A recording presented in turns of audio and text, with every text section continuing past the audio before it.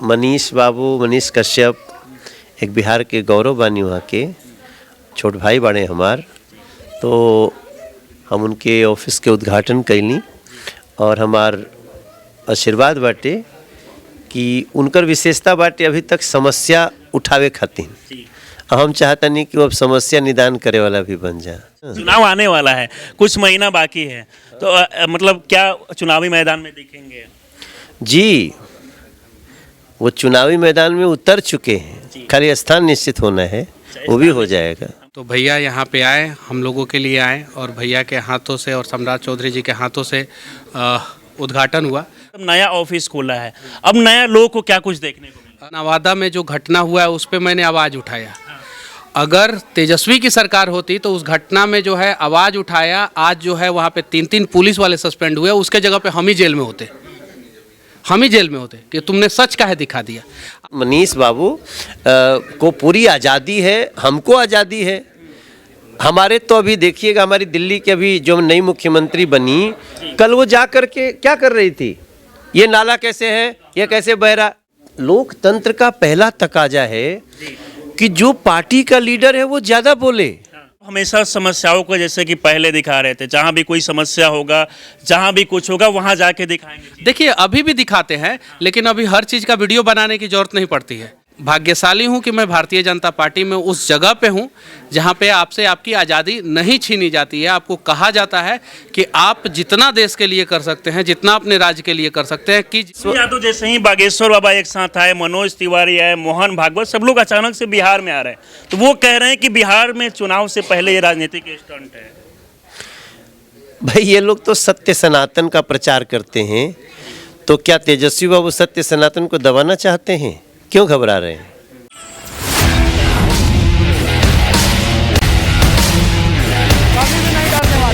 बिहार की राजधानी पटना में मनीष कश्यप के नया ऑफिस का उद्घाटन हुआ और यहाँ पर आप देख सकते हैं कि बीजेपी के सांसद और भोजपुरी कलाकार मनोज तिवारी भी पहुंचे हैं और खुद इनके द्वारा फीता काट के जो है ऑफिस का उद्घाटन किया गया। बाकी बहुत सारे सवाल है, खुद बात करेंगे। बहुत बहुत स्वागत है आपका। धन्यवाद। कैसा लग रहा है आपको? इससे पहले देखा जा रहा था पत्रकारिता करते हुए, समाज सेवा भी कर रहे थे, लेकिन अब नया ऑफिस का उद्घाटन भी किया। बहुत इम्पोर्टेंट है। पहले तो कार्यालय होना आवश्यक है। कार्यालय अपना सा होता है, जैसे संगीत का उन्हें सा, सारे गाँव पद निसा, तो सा खूंटा है। तो एक खूंटा होना चाहिए जहाँ से सारी चीज़ें संचालित हों। अच्छी बात यह है कि जब सच टॉक्स इतना बढ़ गया तब कार्यालय खुल रहे हैं, वरना पहले कार्यालय खुलता है फिर बढ़ाने की कोशिश करते हैं। तो मैं बहुत प्रसन्न हूँ। मनीष कश्यप एक बिहार के गौरव बानी, वहाँ के छोट भाई बड़े हमार, तो हम उनके ऑफिस के उद्घाटन कैली और हमार आशीर्वाद बाटे कि उनकर विशेषता बाटे अभी तक समस्या उठावे खातिर। हम चाहता नहीं कि वो अब समस्या निदान करे वाला भी बन जाए।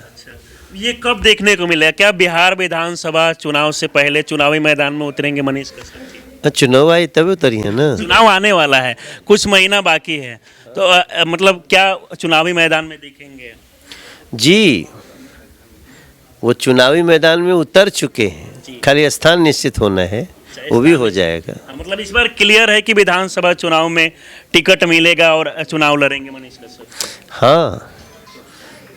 आपको कैसा लग रहा है? यहाँ मनोज तिवारी जी आए हैं ऑफिस का उद्घाटन। देखिए हम लोग तो कैमरा के सामने भले कुछ भी बोलते हैं, कैमरा के पीछे जब अकेले बैठते हैं तो बहुत सारी बातें करते हैं और भैया को मैं सच में बहुत परेशान करता हूँ। लेकिन मैं 2 आदमी का स्पेशल थैंक्स करना चाहता हूँ। मुझे उम्मीद नहीं था कि सम्राट चौधरी जी एक बार मैं फ़ोन करूँगा और वो चले आएंगे। मैंने कॉल किया और बहुत ईजिली मतलब कि वो एक्सेप्ट किए चीज़ों को और वो चले आए। मनोज भैया को मैंने बोला कि भैया आपको समय देना है, और जबकि भैया का आज 4 कार्यक्रम है, तो भैया यहाँ पे आए, हम लोगों के लिए आए और भैया के हाथों से और सम्राट चौधरी जी के हाथों से उद्घाटन हुआ। मैंने सबको बोला था, ऐसा नहीं है। मैं जदयू के भी पॉलिटिशियन नेताजी लोगों को बोला था, मैं कांग्रेस के भी नेताजी को इनविटेशन दिया था, मैं आरजेडी सबको बोला था। ये चैनल है यहाँ पे और मैं धन्यवाद देना चाहता हूं मनोज भैया को और सम्राट चौधरी जी को, और साथ में हमारे चनपटिया के उमाकांत सिंह जी जो विधायक हैं और हम लोग के रिलेटिव भी हैं, वो भी आए, और मैं इन तीनों को स्पेशल धन्यवाद देना चाहता हूँ। इससे पहले आपको देखा गया लगातार जो भी जहाँ भी समस्या था हर जगह जाके वीडियो बना रहे थे, फिर बीच में जो है जेल भी गए, जेल से निकलने के बाद में नेता भी बने और उसके बाद अब नया ऑफिस खोला है। अब नया लोगों को क्या कुछ देखने को मिला? देखिए, सम्राट भैया भी एक बात बोले और मनोज भैया भी कि मनीष कश्यप दिखाता है, और दिखाता है तो एक ऐसी सरकार चाहिए वो समाधान करे। आज मैंने नवादा में जो घटना हुआ है उस पर मैंने आवाज़ उठाया। अगर तेजस्वी की सरकार होती तो उस घटना में जो है आवाज़ उठाया, आज जो है वहाँ पे 3-3 पुलिस वाले सस्पेंड हुए, उसके जगह पे हम ही जेल में होते, हम ही जेल में होते कि तुमने सच काहे दिखा दिया। आज मैं पार्टी में हूँ, इतनी आज़ादी किस पार्टी में है आप बताइए? पूरे देश के एक पार्टी का नाम बता दीजिए। आज मैं पार्टी में हूँ, बिहार में कुछ गलत होता है, मैं जाता हूँ, वीडियो बनाता हूँ, दिखाता हूँ, और उसके बावजूद जो है पार्टी के सभी छोटे से बड़े नेता, सभी कार्यकर्ता, सभी लोग सपोर्ट करते हैं। तो मैं भाग्यशाली हूं कि मैं भारतीय जनता पार्टी में उस जगह पे हूं जहां पे आपसे आपकी आज़ादी नहीं छीनी जाती है। आपको कहा जाता है कि आप जितना देश के लिए कर सकते हैं, जितना अपने राज्य के लिए कर सकते हैं कीजिए। आप भारत का एक पार्टी का नाम बता दीजिए, एक पार्टी का नाम जिसकी सरकार हो राज्य में और उसके नेता को हिम्मत हो कि राज्य में कुछ गड़बड़ी हो तो आवाज़ उठा सके। तो पार्टी में रहकर भी आप हमेशा समस्याओं को जैसे कि पहले दिखा रहे थे, जहां भी कोई समस्या होगा, जहां भी कुछ होगा वहां जाके दिखाएंगे। देखिए, अभी भी दिखाते हैं, लेकिन अभी हर चीज़ का वीडियो बनाने की ज़रूरत नहीं पड़ती है, क्योंकि मान लीजिए कि दिल्ली में कुछ समस्या है, मैं मनोज भैया को कॉल कर देता हूँ। पटना में कुछ समस्या है तो मैं हमारे जितने भी जान पहचान के जितने भी पॉलिटिशियन हैं उनको मैं कॉल कर देता हूँ, वो लोग समस्या का समाधान कर देते हैं। हाँ, जहाँ नहीं होता है वहाँ हम लोग अभी भी वीडियो बनाते हैं। अच्छा मनोज तिवारी जी, आप बिहार में आए हैं और बिहार में इस समय बागेश्वर बाबा भी आए हैं, उनका हर जगह चर्चा हो रहा है, लेकिन आने से पहले देखा गया कि कुछ लोग विरोध किए। अभी भी आने के बाद में वो लगातार जवाब दे रहे हैं कि कोई रोकना है तो रोक लो, बिहार से ही हिंदू राष्ट्र की शुरुआत होने जा रही है। हाँ, इस पे आने के पहले मैं अभी आप बात हो रही थी ना, हम सांसद हैं तो भी हम सवाल उठाते हैं। आप देखिए मेरा ट्वीट, मैंने ये हमारा मैं जा रहा था, एयरपोर्ट आ रहा था, जाम था, मैंने लिखा सरदार पटेल रोड पर ताज पैलेस होटल की बसें पार्क होने के कारण एयरपोर्ट जाने वाली रूट पर भारी जाम है, जनता को भारी परेशानी हो रही है, कृपया दिल्ली पुलिस ट्रैफिक संज्ञान ले, यह आए दिन की बात है, इससे नागरिकों को भारी समस्या हो रही है। सीपी दिल्ली, हमारी सरकार, हमारा सीपी, हमारी पुलिस, और जैसे ही मैंने किया, आप ये देखिए, तुरंत Delhi traffic police, as per report of TI replying to Delhi police Manoj Tiwari MP sir and CP Delhi, तुरंत कहा कि सर ऐसे ऐसे है, अब इसको हम विशेष ध्यान, वो जो भी समस्या थी मैंने फिर कहा थैंक यू, और इसके बाद फिर कहता please keep close eyes at this point continuously for smooth traffic.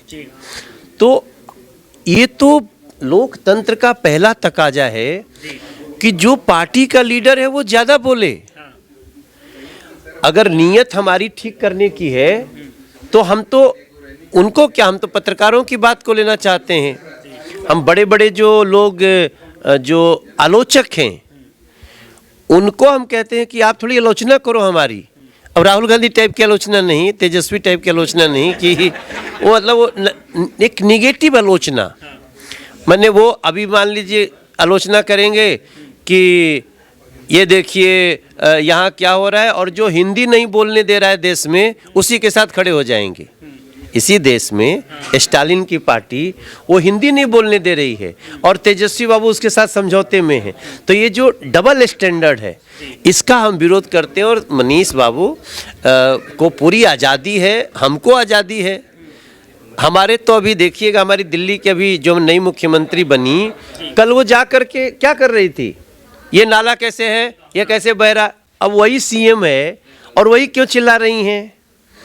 इसलिए इसको हम क्लियर करना चाहते हैं कि कोई भी जो बीजेपी को सपोर्ट करता है प्लीज ज़्यादा से ज़्यादा उठाओ, क्योंकि आप उठाओगे तो हम ठीक करेंगे। बागेश्वर यादव जैसे ही बागेश्वर बाबा एक साथ आए, मनोज तिवारी आए, मोहन भागवत, सब लोग अचानक से बिहार में आ रहे हैं, तो वो कह रहे हैं कि बिहार में चुनाव से पहले ये राजनीतिक स्टंट है। भाई ये लोग तो सत्य सनातन का प्रचार करते हैं, तो क्या तेजस्वी बाबू सत्य सनातन को दबाना चाहते हैं? क्यों घबरा रहे हैं? सत्य सनातन कोई खाली भाजपा की तो जिम्मेदारी है नहीं। ये तेजस्वी बाबू तो कृष्णवंशी हैं, यदुवंशी हैं, उनको तो सबसे ज़्यादा चिंता है कि सनातन की रक्षा हो। धर्मम चर, धर्म के रास्ते पे चलो, धर्म की जय हो, प्राणियों में सद्भावना हो, विश्व का कल्याण हो। क्या तेजस्वी बाबू की कुल अच्छा नहीं लागत का? तो अगर ऐसे जिनको अच्छा नहीं लगेगा वो बागेश्वर बाबा का विरोध करेंगे। हम तो जा रहे हैं आज कथा में। और वो कह भी रहे हैं कि अब बिहार की धरती पे आ गए हैं और रोकना है तो रोक लो, इसके बाद भी तुरंत आने वाले हैं और यहीं से हिंदू राष्ट्र के निर्माण के लिए शुरुआत करेंगे। मुझे लगता है आज मैं बागेश्वर बाबा को बोलूँगा कि आपको इन लोगों का जवाब देने की भी जरूरत नहीं है। आप आइए ना, देखिए कितना भीड़। कल की कथा में करीब 4 लाख से ज़्यादा लोग आए थे। आज और बढ़ने की संभावना है। 10 तक का स्थिति हुई। हम तो यहाँ ये कौन जगह रहे हो कथा, हाँ नौबतपुर। जब गुरुजी आए थे तब भी कुछ लोग उनको, उस समय तो सरकार दूसरे की थी, तब भी वो लोग धमकाए थे। तो बिहार के लोग तो सनातनी हैं। तो बिहार सीता मैया की धरती है।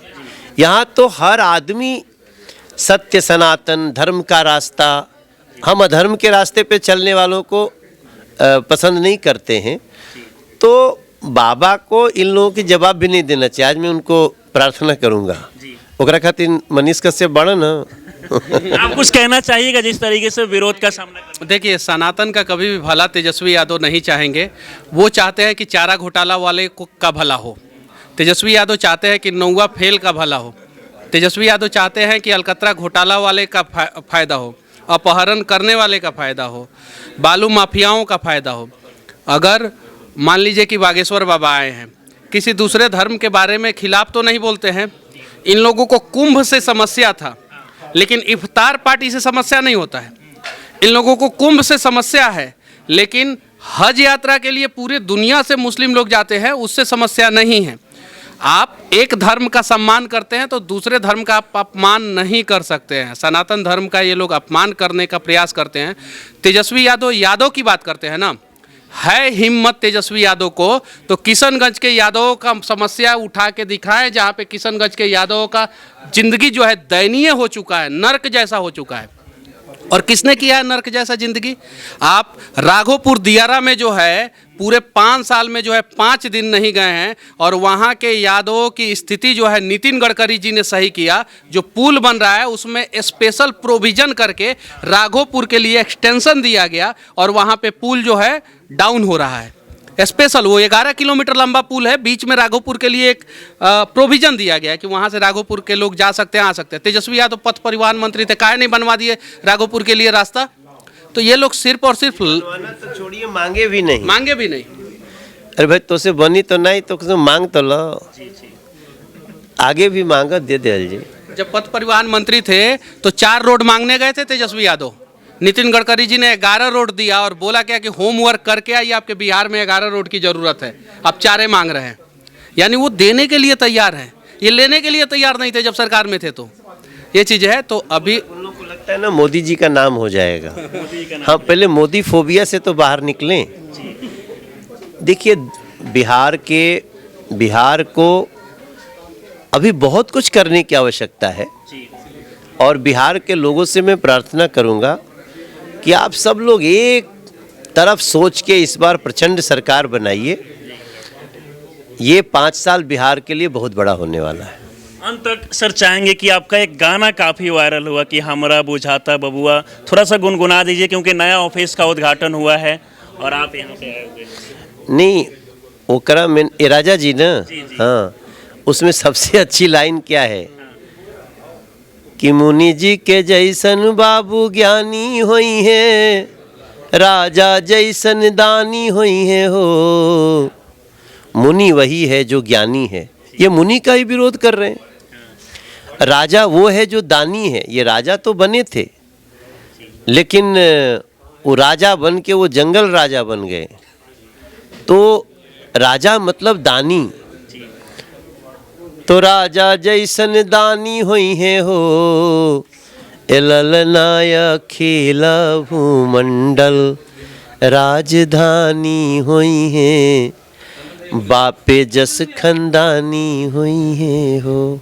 ये रहा। चलिए बाकी हमारे साथ जुड़े इसके लिए बहुत बहुत धन्यवाद। बहुत बहुत आभार।